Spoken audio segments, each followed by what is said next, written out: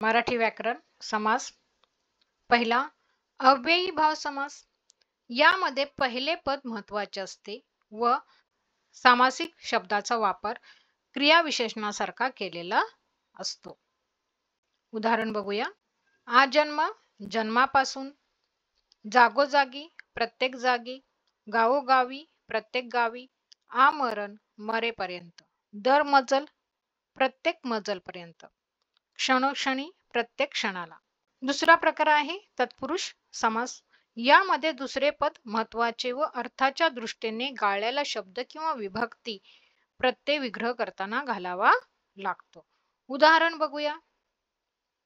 उदाहरण, ग्रंथालय ग्रंथाचे आलय, बालमंदिर बालकांसाठी मंदिर, सुख प्राप्त सुखाला प्राप्त.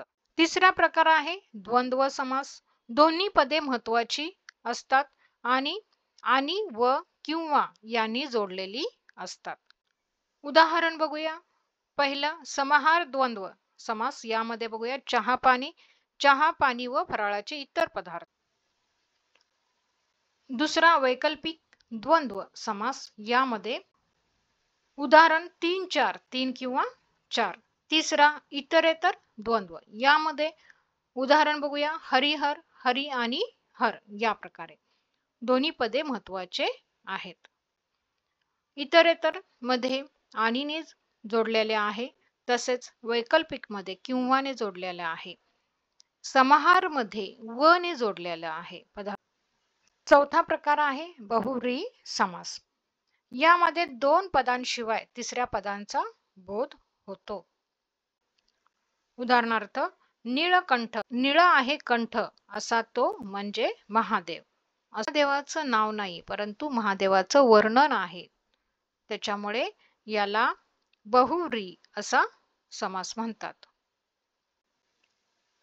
पाचवा आहे द्विगु समास. यामध्ये पहिले पद संख्या विशेषण असते. उदाहरणार्थ, सहामाही सहावा आहे कर्मधारय समास. ह्यामध्ये पहिले पद महत्वाचे असते. उदाहरण बघूया.